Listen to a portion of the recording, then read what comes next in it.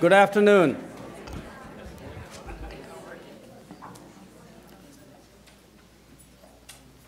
Welcome to Nebraska Lecture. My name is Prem Paul, Vice Chancellor for Research and Economic Development. We're pleased to have you here for, to participate or at least listen to our Fall Nebraska Lecture, the second of the 2009 Chancellor's Distinguished Lecture Series. The Nebraska Lectures are an interdisciplinary lecture series designed to foster communication among students and faculty in different academic areas and among the people of Lincoln and Nebraska, and to showcase our talented faculty to Nebraskans. The Nebraska Lectures are sponsored by the UNL Research Council in cooperation with the Office of the Chancellor and the Office of Research and Economic Development. The Research Council is composed of faculty from across all disciplines at UNL. The Council solicits nominations for Nebraska lectures from our faculty on the basis of major recent accomplishments and the lecturer's ability to explain their work to a multidisciplinary audience. The Research Council supports several competitive awards and programs designed to encourage and enhance research, creative and scholarly activities for all UNL faculty. The Nebraska Lectures are one such program. A few words about today's format. Following Dr. Wood's lecture, Dr. Tala Awada, Chair of the Research Council and Associate Professor in the School of Natural Resources, will moderate the question and answer session. After that discussion, we will move to the reception in the Heritage Room, which is just across the hall. I also want to introduce our two sign language interpreters for today's lecture, Nancy Burt and Thomas Beyer. Please join me in thanking them for their work that they will be doing.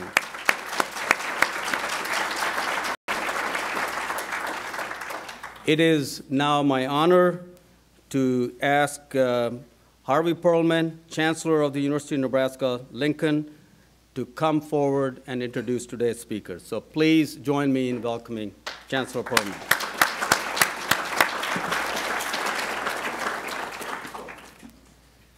Thank you, Prem. At least since 1981, the world has grappled with the tragedy of AIDS and HIV infection. The emotional, economic, and public health fallout from this disease, which afflicts more than 35 million people worldwide, is almost too big to comprehend. That's particularly true in sub-Saharan Africa, where 2/3 of the world's HIV-infected population lives. The disease robs people of productive, vital, and long lives. It leaves thousands of orphans. Our speaker today is an internationally known virologist. Charles Wood has spent his career trying to find ways to stop the transmission of HIV, especially between infected mothers and their children. Dr. Wood is a Lewis Lear 3M University professor in our School of Biological Sciences and the director of our highly productive Nebraska Center for Virology at UNL. Dr. Wood studies the mechanism of viral evolution in search of an HIV vaccine. He leads a research team that studies how HIV is transmitted from infected mothers to children in Zambia. In addition to his laboratory at UNL, Dr. Wood has a laboratory and clinic in Zambia where he works closely with Zambian researchers. With funding from the National Institutes of Health, Fogarty International Program, Dr. Wood also provides AIDS/HIV training for Zambian and Chinese researchers. Unless you have been to Africa and seen the laboratory that Charles has created and manages at the University of Zambia Medical School, you would not believe what an extraordinary accomplishment that was and is. Charles joined the UNL faculty in 1996, was instrumental in forming the Nebraska Center for Virology and NIH Center of Biomedical Research Excellence. He became director in the year 2000. His research at UNL has been awarded more than $40 million to date. Before joining us in his work at Abbott Laboratories, Dr. Wood was on the team that developed the first HIV screening test in 1984, the first test to be approved and used for worldwide screening. Wood also was director of the University of Miami's Division of Neurovirology and a researcher at the University of Kansas. Today, Dr. Wood will review the historical aspect of HIV/AIDS since its discovery in 1981, focusing on the disease impact in sub-Saharan Africa. Dr. Wood also will discuss the Nebraska Center for Virology research activities in the region. He will share recent discoveries that could potentially curb the epidemic. Antiviral therapies have extended the lives of many who are infected with HIV/AIDS so that the disease becomes chronic and manageable. However, the long-term effects of treatment are unknown. A cure and a preventive vaccine are still mere wishes. And because people live with the virus, it's important to develop ways to prevent the spread of the infection. He has titled his lecture, HIV/AIDS Epidemic, What Have We Learned in the Past 28 Years? Please join me in welcoming Dr. Charles Wood.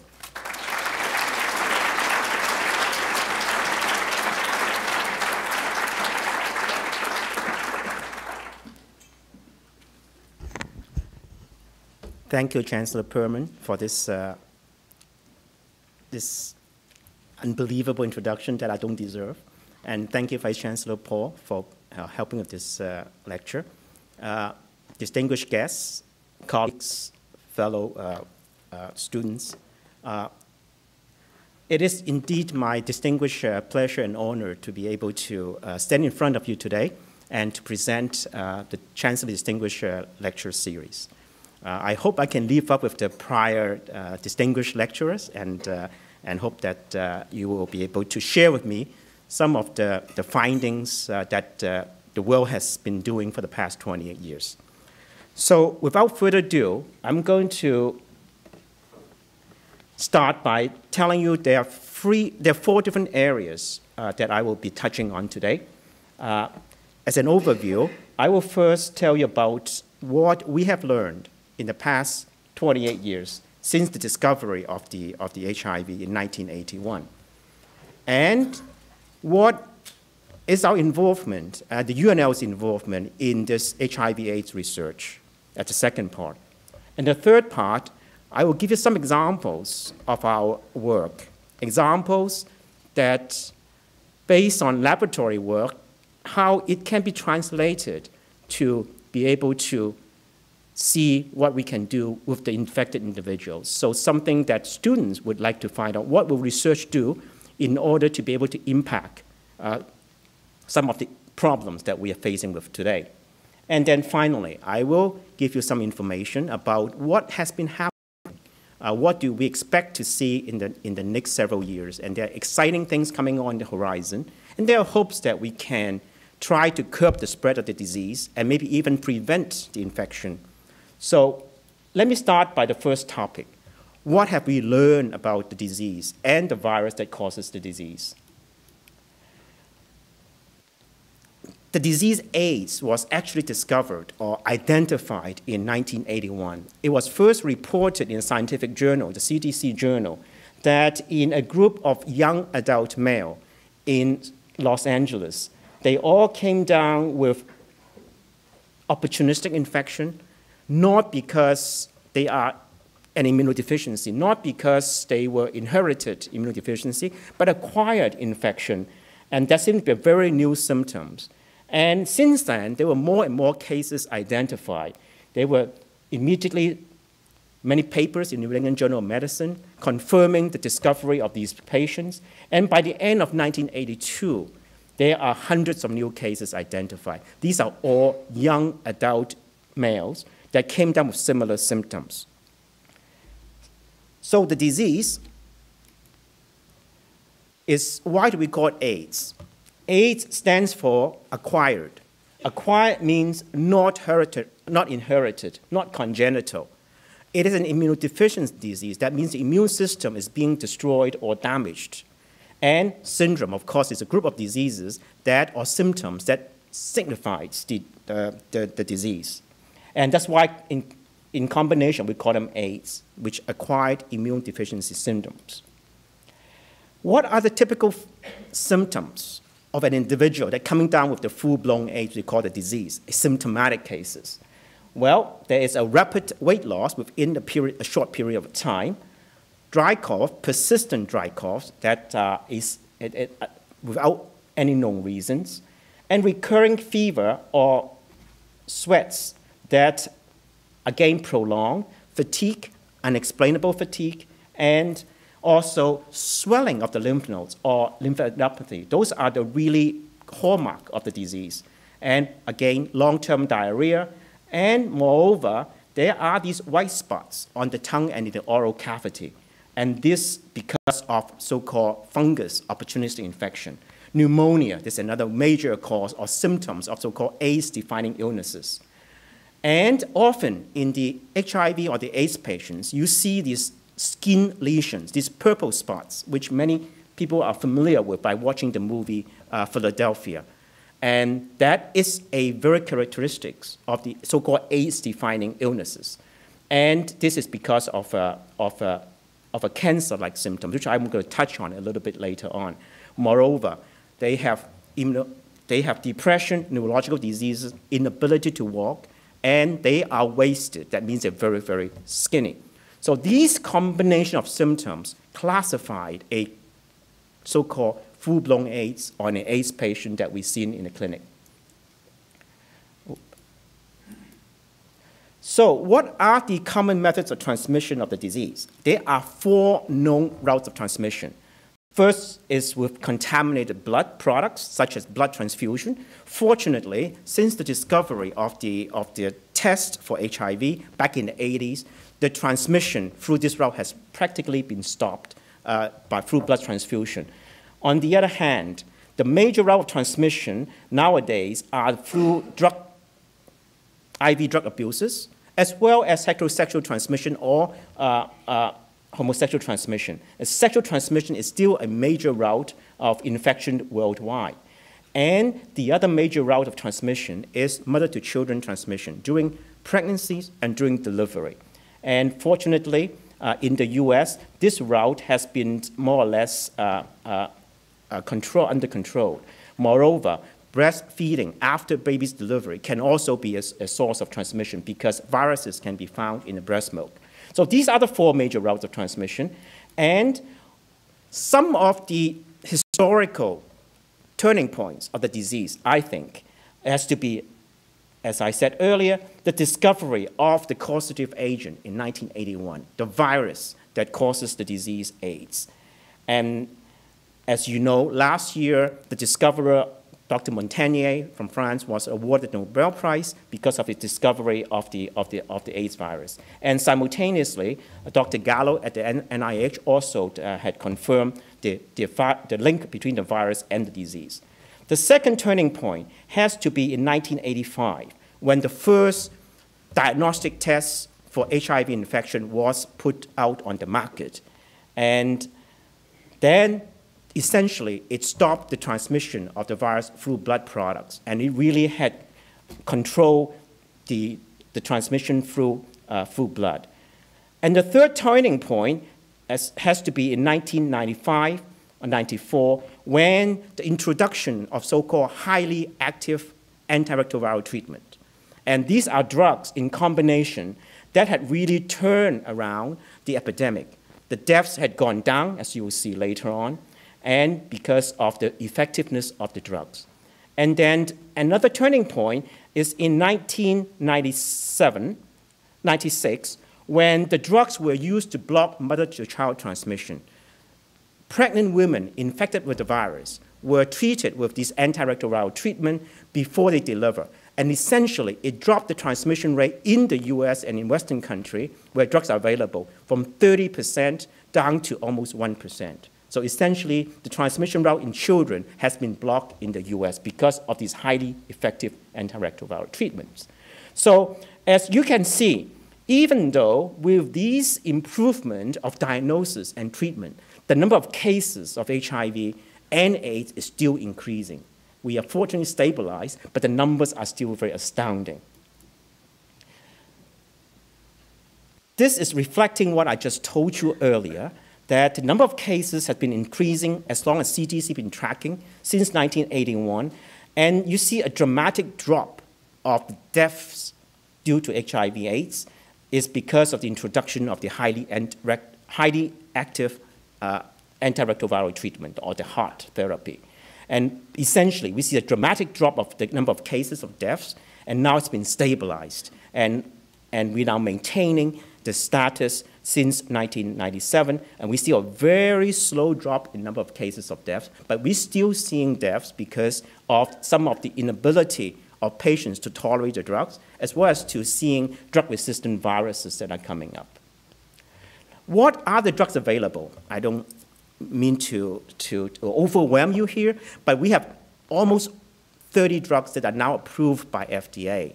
So it's a combination of different types of drugs, and each of these drugs targets a specific cycle of the step of the HIV virus. So by combining different drugs that targets different HIV products, we are able to knock the virus down at different stages of the replication. So the highly active antiretroviral treatment is a combination of 3 of these type of drugs, so-called NRTI, NNRTI, and PI. They stand for names of the virus enzymes that the virus needs to replicate. But there are more drugs that are coming on the horizon, so hopefully we'll be able to keep one step ahead of the virus, because the virus is well known to be changing or mutating, but we are able to develop new drugs so we can control whatever mutations that the virus is putting forward. And so now we have in the era of so-called highly active antiviral treatment. However, even though the antiretroviral treatment is very effective in the Western countries, as you can see from these slides, the average lifespan of the people have increased dramatically.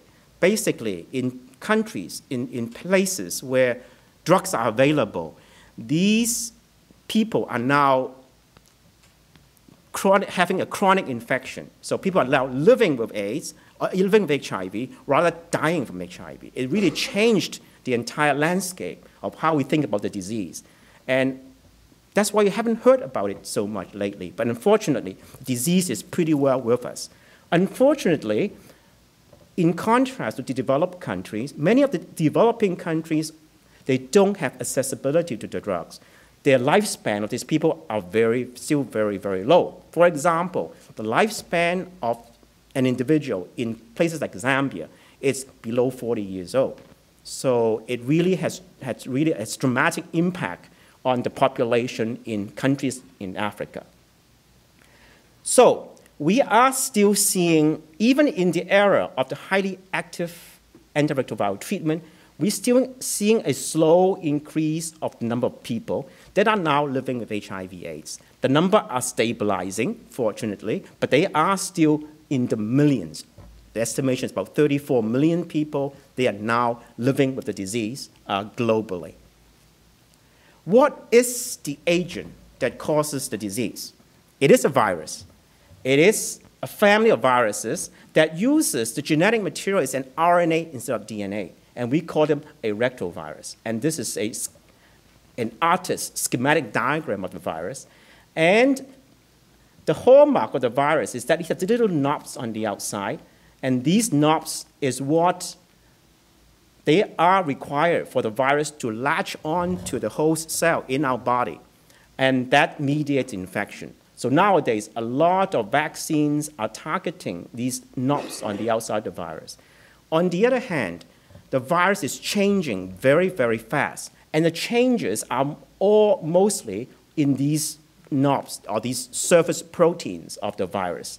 And so it has been a challenge to develop a vaccine that can prevent all the strains of the viruses that are spreading globally. And that's why developing a vaccine is not a trivial problem not a trivial issue for HIV. And this is a cell. The whole cell is a typical white blood cell in our body that is susceptible for infection. As a matter of fact, this is an infected T cells or a white blood cell. And you can see these little knobs that are coming out of the cells. And this is what an infected cell would look like. They look pretty normal, except that there are a lot of viruses coming out. And this is what it looked like under electron microscope. If you blow up the picture, then you can see, in fact, these cells are not normal. They are infected with numerous numerous viral particles are coming out from the host cells, and the cell eventually will be killed because it's really loaded with viruses. And that's essentially the problem with HIV. It kills off all the white blood cells that are combating the disease, and in the end, we have immunosuppression. So that's really the major cause of the immunodeficiency. You may or may not know that the virus, a similar type of virus, can be found in different animal species, the closest being the simian. But it can be found as far as in horses, in cows, sheep, and cats. And they have similar type of life cycle. And we do learn a lot from these other viruses. As a matter of fact, the simian virus is one of the closest model that people are doing research on. And it's a virus that we believe is the human virus is originating, as a matter of fact, from the simian host. And I'll say a little bit about that. How about the disease? The disease is a little complicated slide, but it tells you what's going on from an individual, starting from day 0 of infection all the way to the end when death occurs. What happens is that individual infected by the virus will develop an immune response against the virus. Unfortunately, the immune response will subside because the immune cells are being killed off, and we are seeing the virus start to come out. It goes through, each individual will go through usually 3 phases of infection. Early on, we see an individual go through an acute phase of infection. That's the time when you can detect viruses in the blood. And that's the time they're most contagious or infectious. Like any other virus infection, including flu, we go through this acute infection. The individual will be sick, but then they recover because the immune system is starting to work and the virus can be suppressed. And we feel better in a few days, like any other symptoms, including influenza. Unfortunately, different from influenza, individual never recovers from HIV infection. The virus is still within the body. They can be hiding, multiplying very, very slowly. This is what we call the second phase of infection, or called latent phase of infection. Individual may be asymptomatic, but yet the virus is still replicating. And at the end, when the immune system goes down completely, the virus will surge, and that's the time we call them AIDS, because this is the time when an individual will encounter numerous infection, bacterial infection, cancer, and that's what causes the disease. And so these are the 3 typical phases of an individual that will go through an infection. The idea of these highly effective anti-HIV treatment is to maintain the asymptomatic phase. Make sure the immune system is maintained and the virus is kept down before they're going into this so-called acute phase again. So that's why an individual lifespan can be maintained if you maintain the health of the immune system. So actually, the virus itself doesn't kill an individual. It is these other so-called opportunistic infections, other diseases that cause death to the individual. It is so-called opportunistic infections that they can cause most of the morbidity and the mortality throughout the world because they are immunosuppressed and they're susceptible to all kinds of infection. What type of infections do these individuals go through? They will go through many types of things that normally will not be fatal for a healthy individual, such as even fungus infection. But in these individuals, fungal infection can be fatal. So as mycobacteria that causes TB, and it's a major problem in HIV immunosuppressed individual. Bacterial infection, normally healthy individual will be able to suppress the bacteria, but in these immunosuppressed individuals, these bacterial infection can be fatal. Same thing with parasites, same with other viruses. And moreover, malignancies is becoming a hallmark for HIV-infected individuals. And even in the era of the treatment, we are very concerned that these people are living longer. They are nevertheless not healthy completely. And we are worrying that we'll be seeing a resurgence of cancers in these HIV-infected, but people that are undergoing treatment. So all these are issues that are dealing with in the world, even though they are being treated very effectively by antiretroviral treatment. Just this morning, I heard coming in at work, a radio station saying, well, people are now recognizing these long-term side effects of the drugs. They are causing many problems, cardiovascular diseases, hypertension, muscular dysfunction, all kinds of things. So we're going to see these patients in the long term, even though they are being treated, the virus is under control, but there are all kinds of complications we're going to see. Talking about millions and millions of the people globally. So we're also concerned that there'll be resurgence of problems with these infected people. Now let me switch gear a little bit to tell you a little bit more about the virus and where do we think the virus is from. We all thought HIV is one, but in fact, there are two major families, two major members of the HIV families. It's the HIV-1 and the HIV-2, which we don't hear very much. Because HIV-2 is not in this country, but it's more prevalent in Western Africa. It is a very close relative of HIV-1. It seems like people infected by HIV-2, they go through a slower disease progression.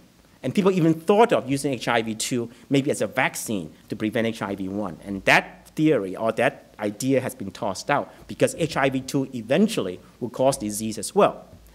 And among the HIV virus, HIV-1 viruses, they can be divided into many groups, and we call them subgroups or clades.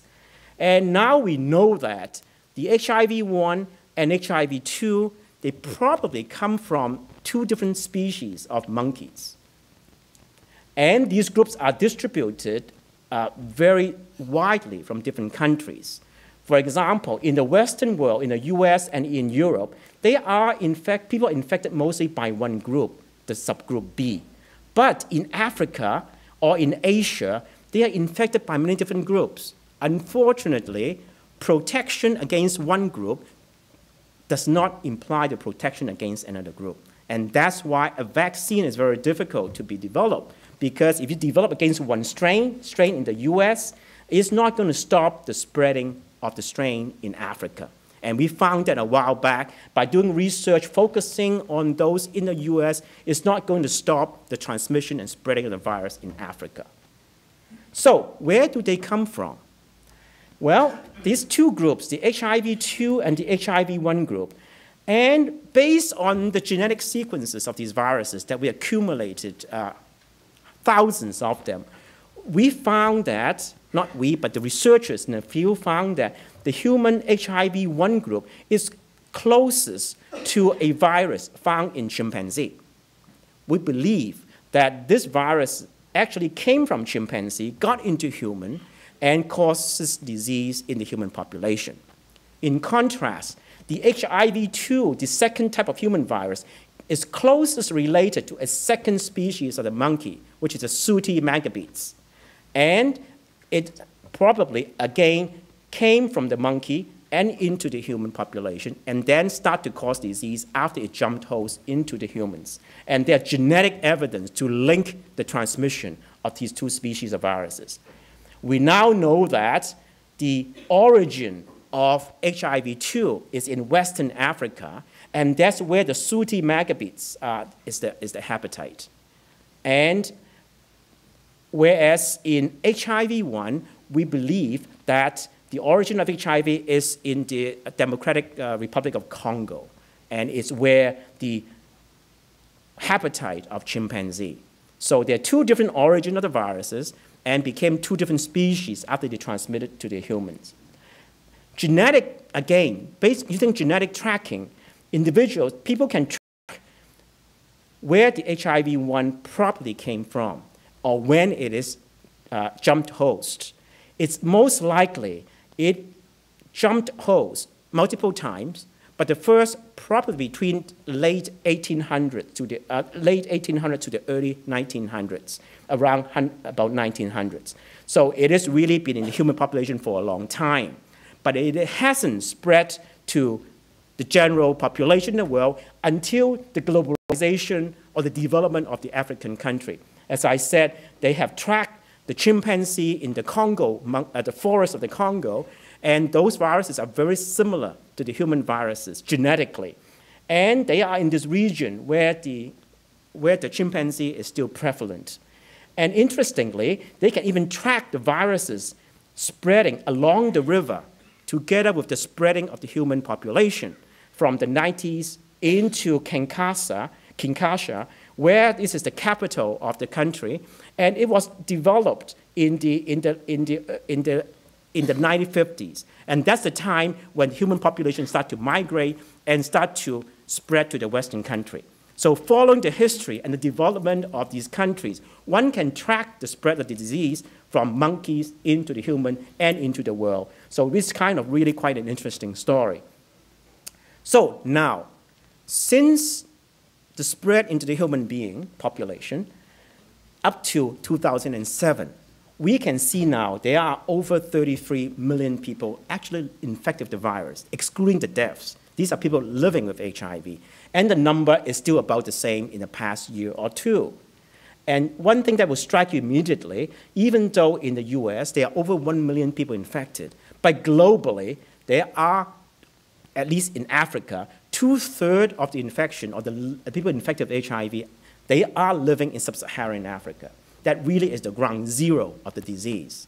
1 million is a lot, but you can imagine 22 million, 23 million people that are carrying the virus. Basically, the entire population is affected because of the infection.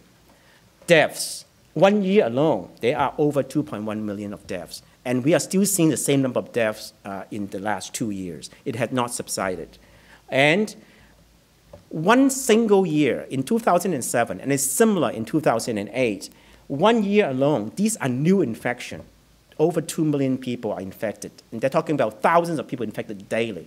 So the disease is pretty much still with us, even though we haven't heard a lot about the disease. But the deaths deaths due to HIV is still one of the leading deaths in many different countries, especially in sub-Saharan Africa. So that really takes it to my research interest. It's really how we can understand the transmission and what role is the virus, what role does the virus play in the transmission. And with that, it took us into focusing on sub-Saharan Africa, where the virus is still spreading and transmitting very fast. But sub-Saharan Africa is a mixture of many different countries. And in here, this is Zambia. That's where we had focused our attention, and that's because we had been working there. And Zambia is a landlocked country, and it is right in the middle of the HIV epidemic. And also, many different diseases is very prevalent in that country. And we work in the capital, Lusaka, and it is the major hub of the population. The country is really pretty big and very small, about 12 million people, but it is a very vast country, lots of natural resources, but they have really tremendous problem. In order to do research, we really have to be able to set up some infrastructure, and that's the involvement of the university. And again, it's been very our work has been very supported by the university. Without administration support, we would not be able to set up the type of infrastructure that enable us to do the research we're there. So what is the extent of our involvement? Well, Zambia, like many other African countries, they really lack infrastructure. I mean, they don't even have food to feed the people, let alone to think about research. So really, in addition to that, the capable people are being attracted to go elsewhere. And there's a tremendous brain drain in that setting. There's not enough trained or skilled people to be able to help do research or to work together to set up research projects. Therefore, we noticed a while back, 10, 12 years ago, that we really need to develop a capacity to have facility that we can collaborate on, and to have people that we can work together to develop the research that we want to do. And Zambia is a very beautiful country, and it is the home of the Victoria Fall. As you remember, this is one of the 7 natural wonders of the world, and this is the fall in the dry season. And in the rainy season, you can't even get close to it because it's like pouring rain. And this is a picture taken in April when it's really the least water at that time. But it has tremendous problems, poverties, and these are the so-called slums or the shanty compounds right on the outskirts of the capital city. And these are already pretty nice facility, and they are even worse, and they have even have flowers. But in there, these people are really, literally, have nothing. They just nothing to live on. And these are some of the children who've been studying, and these are typical dwellings that our clients are in. So they really have poor infrastructure, tremendous poverty and problems. So our involvement started with collaboration with the University of Zambia and the University of Zambia Teaching Hospital, and with the university and the center. We have exchange programs, having students from Zambia coming to Nebraska to get training, get degrees, graduate degrees, master degree, PhD degrees, and we have people coming here to have short-term school upgrade.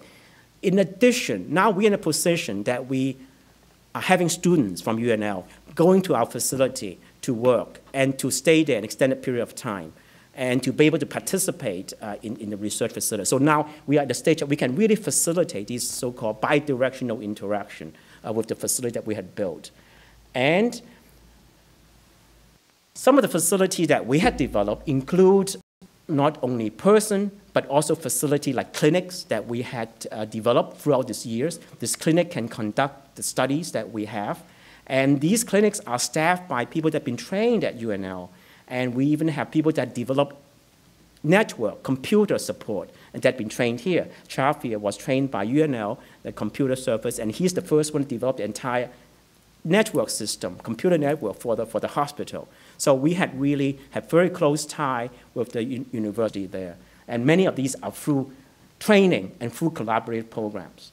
In addition, in 2005, Chancellor Perman and Vice Chancellor Paul, as you can see here, they were there, dedicated a new research lab back then. It's now 4 years old.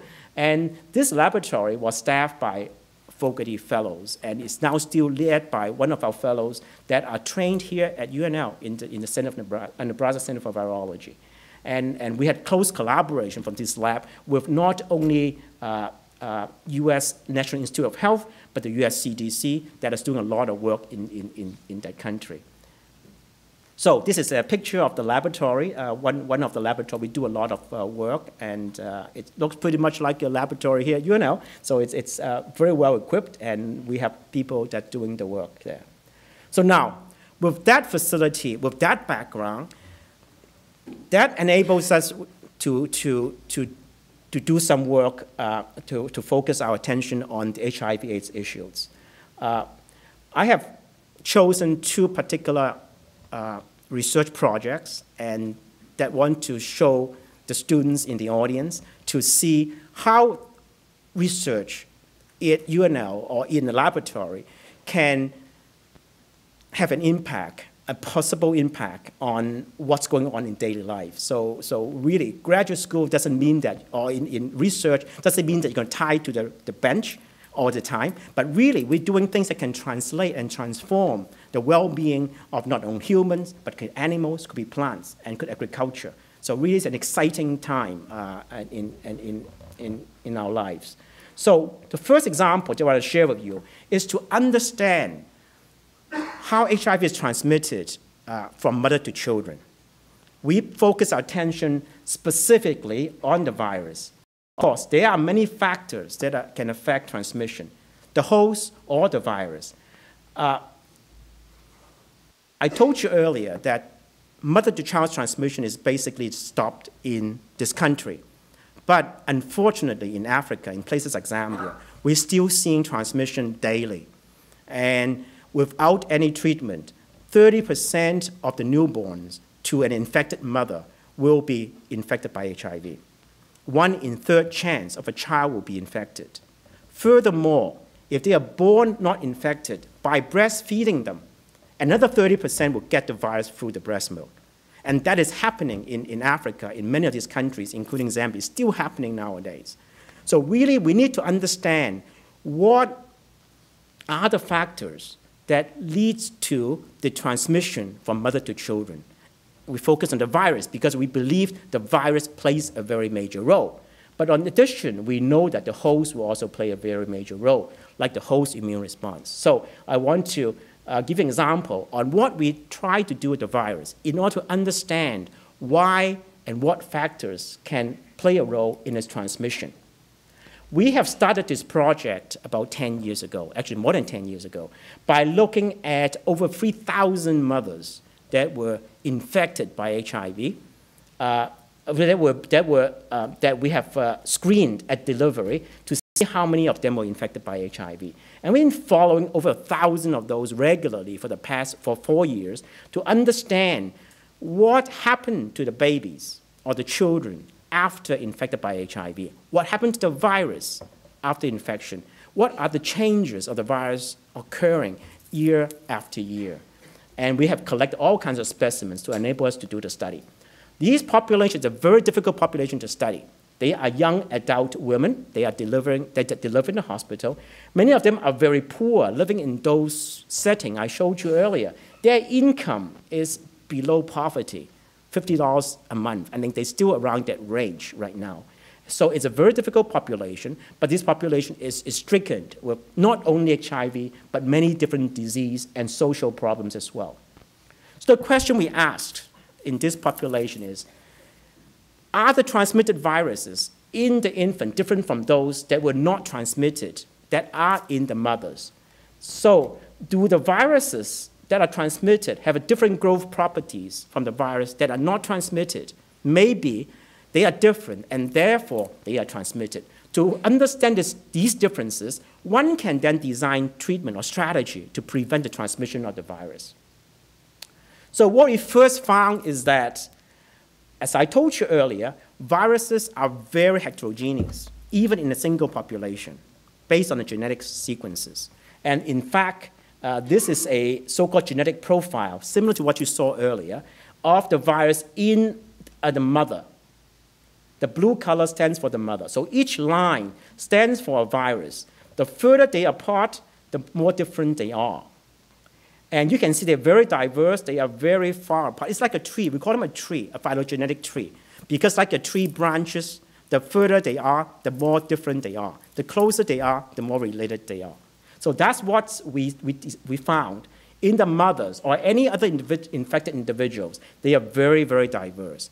But what happened when it goes to the babies, these are the red color, they are much more related.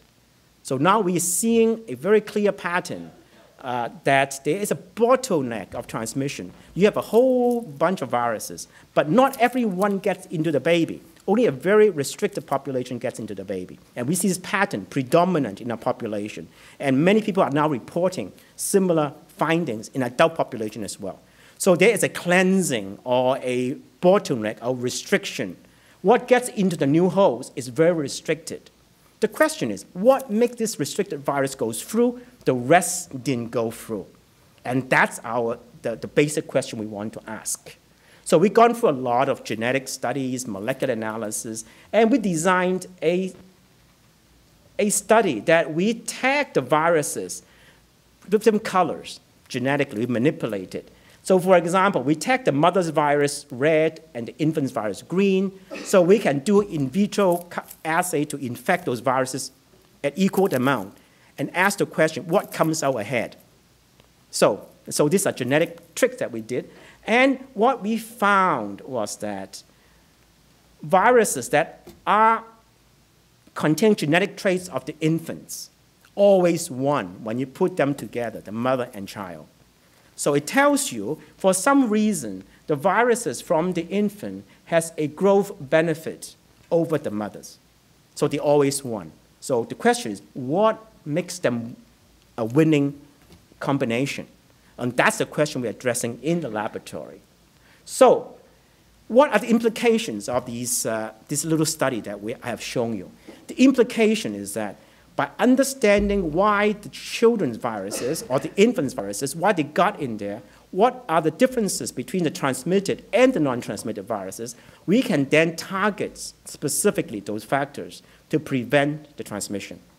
And moreover, it could have important implication of vaccines. Because if we can develop vaccines that target specifically transmitted viruses, rather than all the rest that didn't get transmitted, maybe a better chance of succeeding, developing a better immune response. So that's the kind of strategy that we developed. So think about this. Little things that we do in the laboratory may have implications much broader in the population.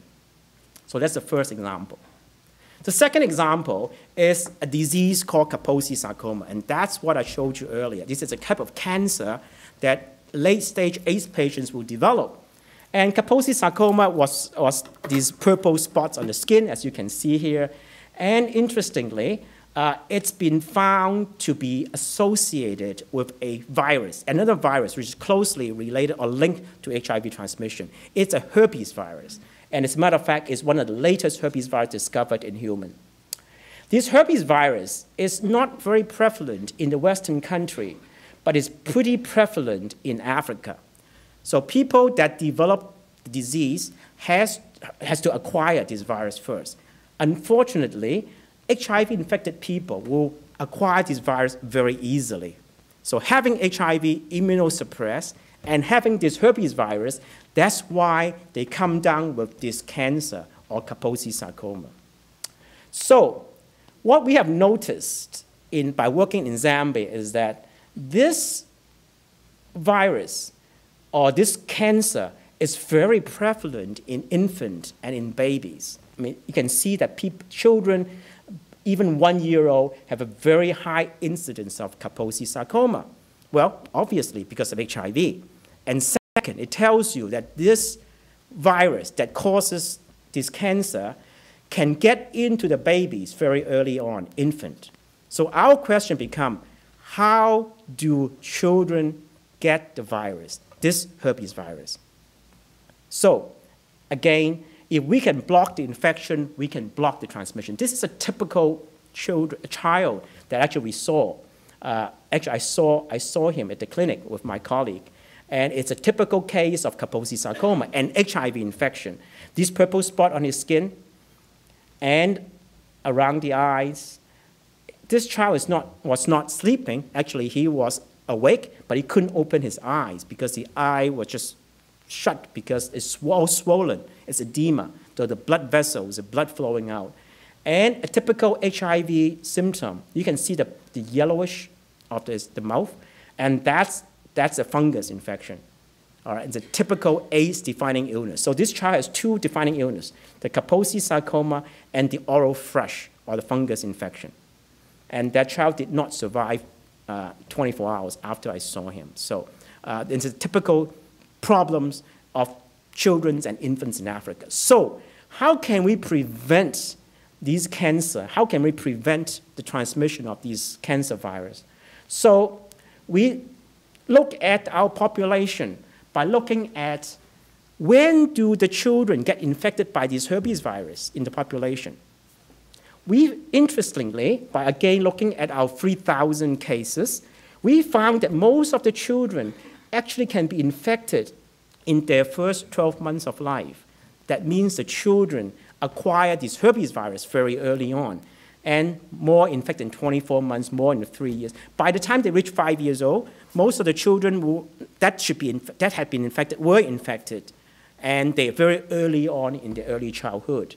And it reaches the population, about 40% of the population, 40 to 50% of the population is infected by this virus.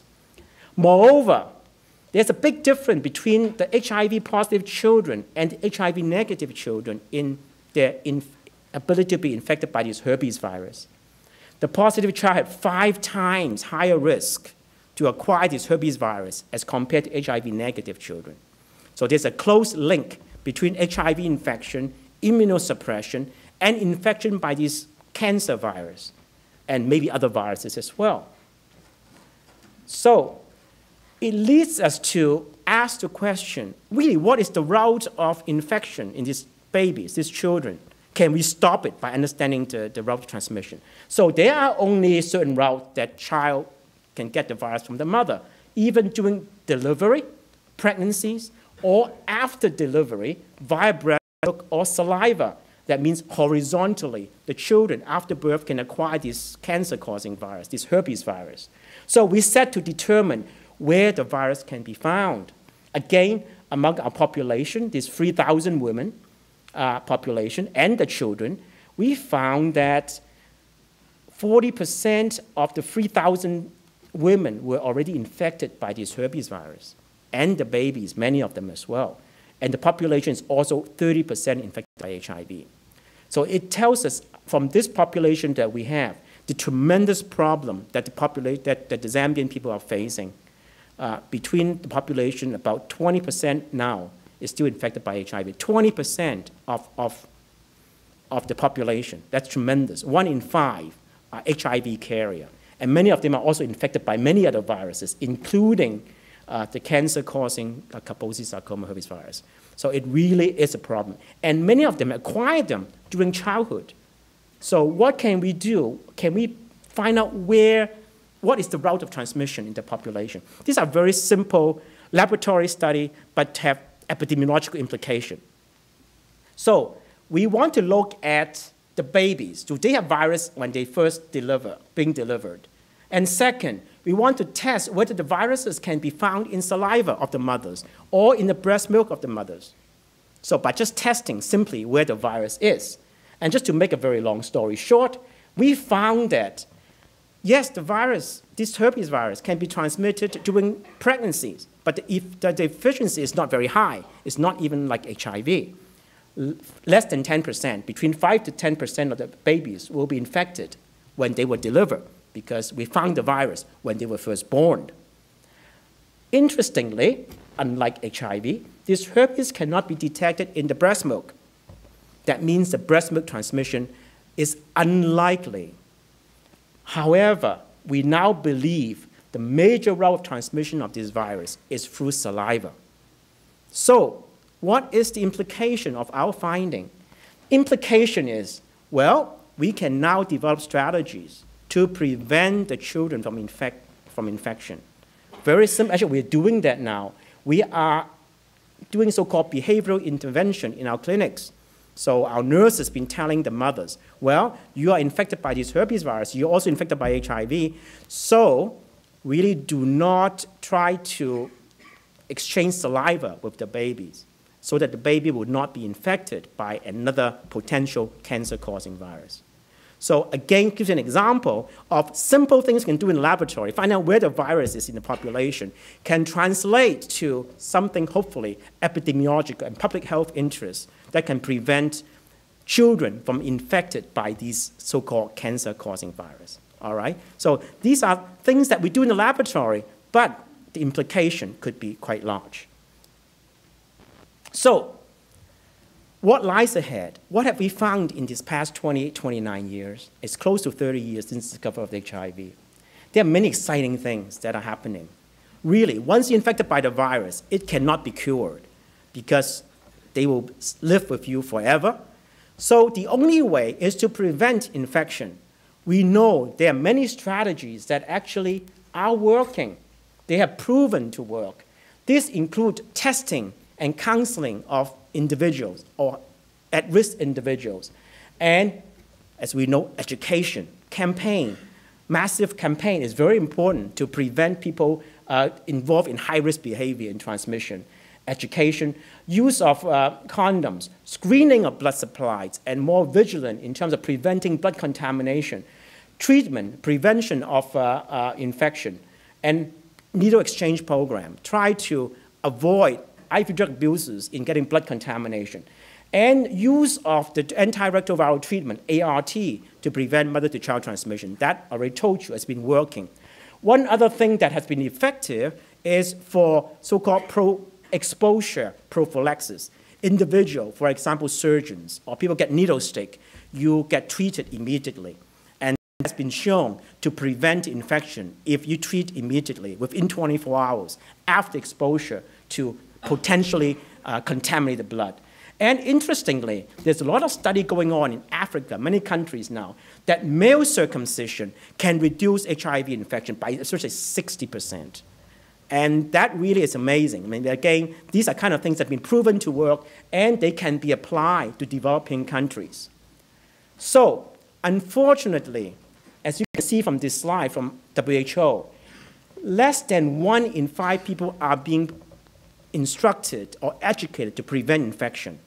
So we have still a lot of work to do in order to prevent infection. Well, what are some of the strategies in the pipeline that is coming up? And we hope by following this, one can actually curb or prevent HIV infection down to very bare minimum. There are things that are being talked about. If we can treat these so-called opportunistic infections, TB, STDs, malaria, they might actually prevent HIV infection because you will reduce the viruses that can be transmitted in the infected individual. It's been shown that topical microbicides can really help in preventing HIV sexual transmission as well, because they seem to kill off so-called opportunistic infection as well as HIV. And something that is really now very controversial, but it's very exciting, is to use treatment, prophylaxis, at-risk individual. It's been discussed extensively. Can we use antiretroviral treatment as prophylaxis to prevent transmission, at least in the high-risk individual? Moreover, so-called voluntary testing and immediate treatment. So basically, in high-risk individual or in a country, in a certain country, just test everybody in the country. And then those that are infected will treat them immediately. So by treating them early, you will reduce the amount of viruses in these infected individuals. That means you're reducing the chance of the donor giving to an infected individual. So these are all strategies, and hypothetically, they're going to work.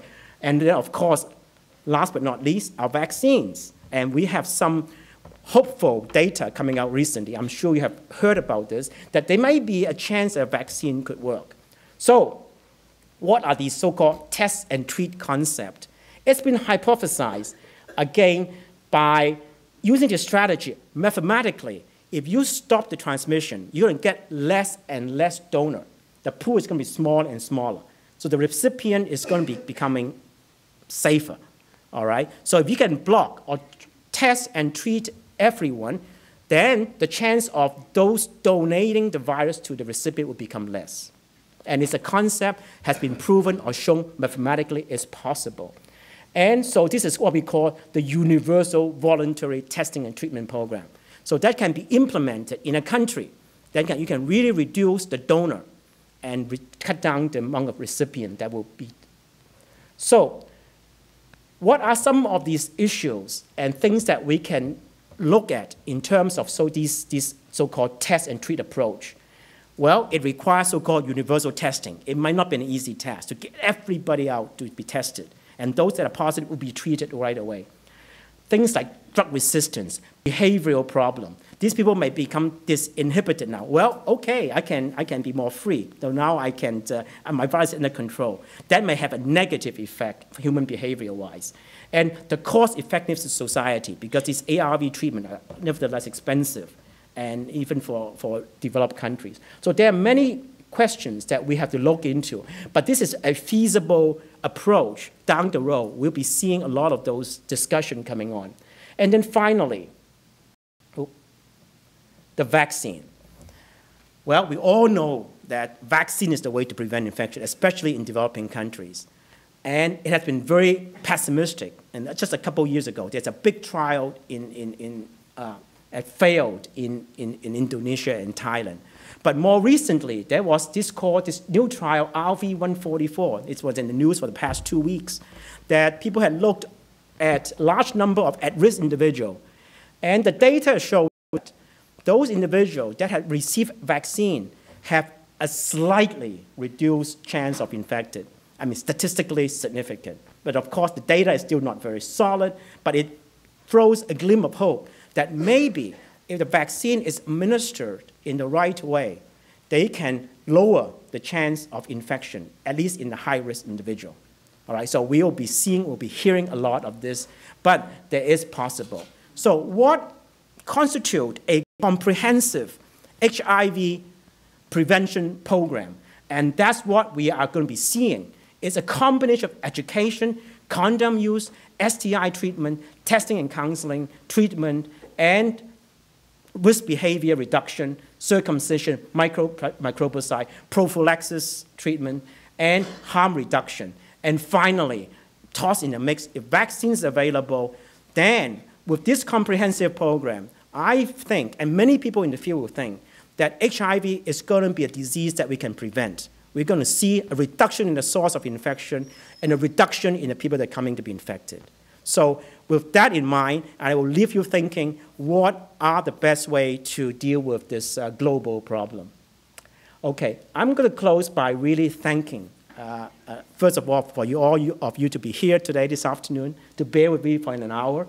And I really have to thank the UN administration, Chancellor Appointments Office, the Vice Chancellor's Office, and the Senior Vice Chancellor Couture's Office for all the support, and especially for the Chancellor's Office, the proposal developers, Tisha and Nathan. Really, they've been working with me day and night all the time, and in order for us to get support for the research. And Ken Morrison has been so generous in making our home to the center available. And the 3M Foundation for sponsoring my chair and for participating in some of the research program.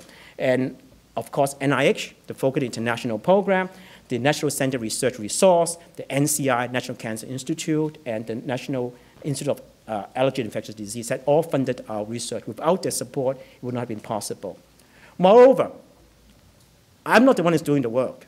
I'm the one that's talking up here, but it's the team that is doing the work. And this is the latest picture of the team that is in the laboratory.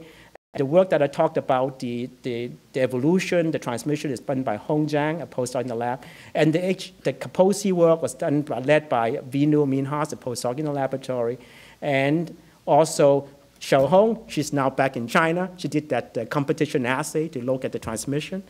And not to forget the patients. Without them, without the generosity of a difficult condition coming to work, to participate in our study, we would not be able to understand the disease. And this is the typical picture of a client, and she's infected by HIV. Her baby is healthy. This is our counselor working with them at the clinic.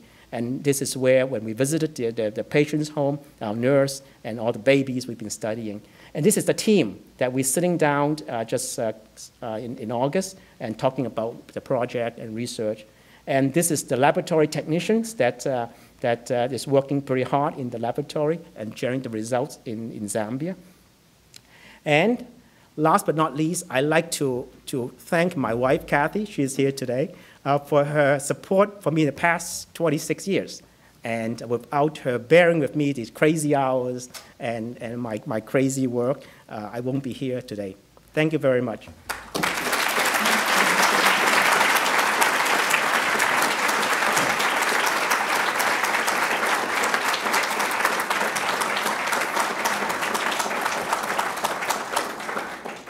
Thank you, Dr. Wood, for this excellent and eye-opener presentation, especially for me. Thank you.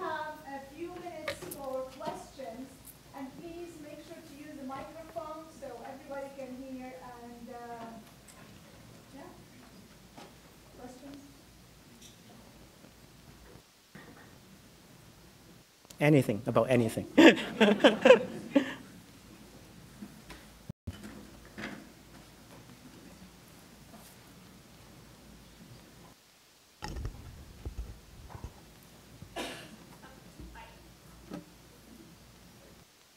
Please.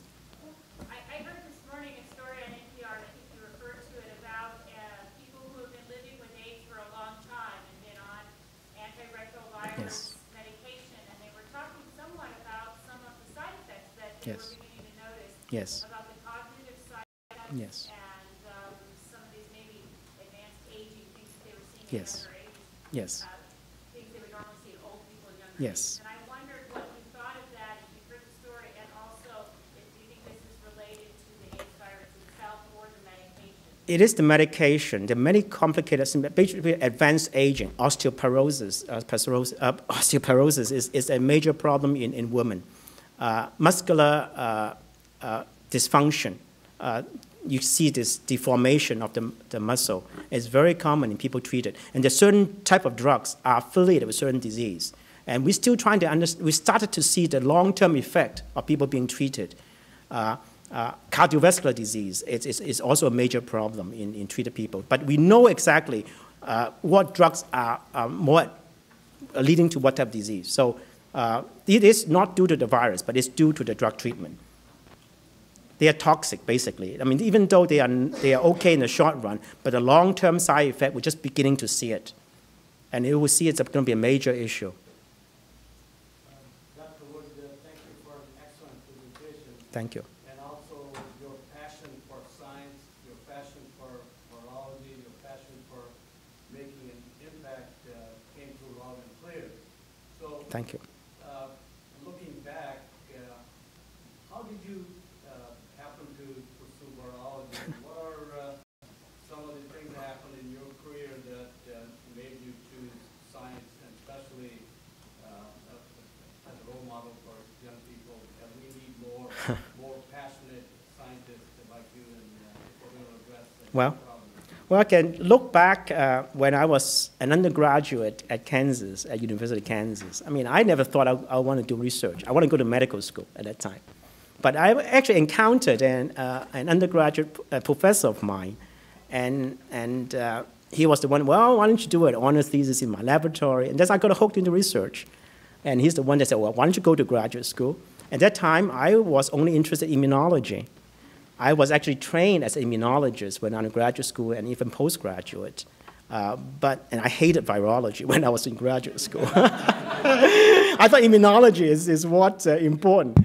Well, little do I know that the immune system and viruses are really tied, as you can see in the AIDS immunodeficiency. And I've always been interested in immune-related diseases. And HIV is the perfect disease for us to understand both the immune side and the virus side. So I kind of learned to become a virologist. So it's been an interesting journey for me. And another thing that I look back is that when I finished, I guess, postgraduate training at MIT, and I thought, well, what should I do? Shall I go into academic and just start my career right off? I have an opportunity to spend a couple of years in a company that's Abbott Laboratories. And again, little do I know that I would be tangled up with the HIV issue.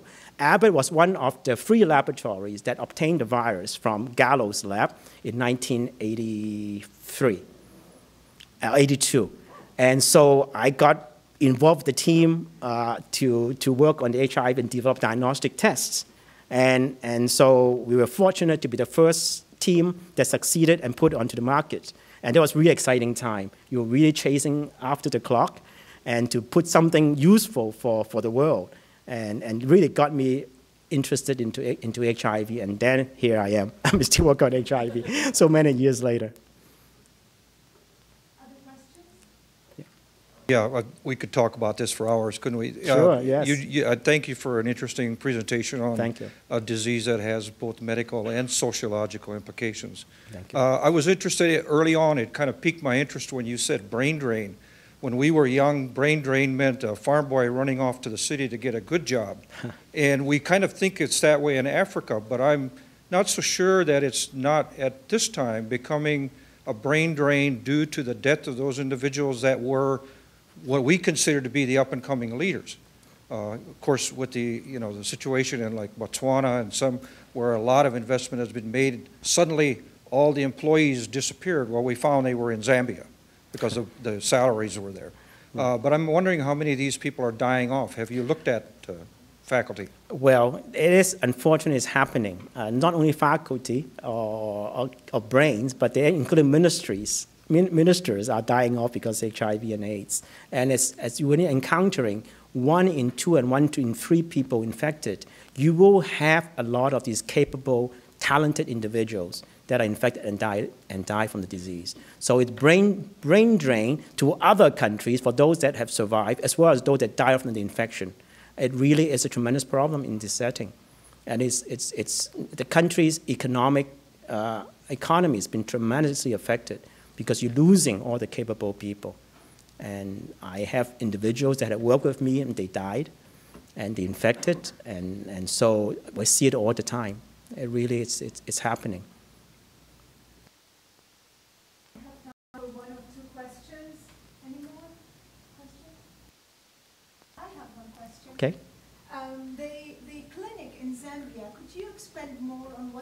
of services that you provide and whether surrounding countries have similar clinics supported by other institutions? Oh, yeah, there are lots of clinics by many different organizations. Ours is only one of many. Our clinic really is provide very basic services. We have nurses there that's stationed there. They come in to be checked up if they're not feeling well. And they come to be, of course, one of the goals is to conduct the research for us and for our cohort, our patient population to come in to be tested. And so we do regular just health checkup. It's very, very basic. It's not like those clinics have all different machines. We just have take the blood pressures and do some testing. But we do have a laboratory that can do pretty sophisticated tests for patients. So the laboratory support is much stronger than just basic clinic. And then we have our trainees. Many of these are physicians, so they station there. And then when the clients are sick, they can get care and treated. So that they will provide them with regular health care that they need. And that helped tremendously because in that setting, there are so few doctors in the entire country. So having a physician and clinical people there that can come in and consult, it's very, very important for the patients. Thank you so much for joining us today for today's lecture. Thank you.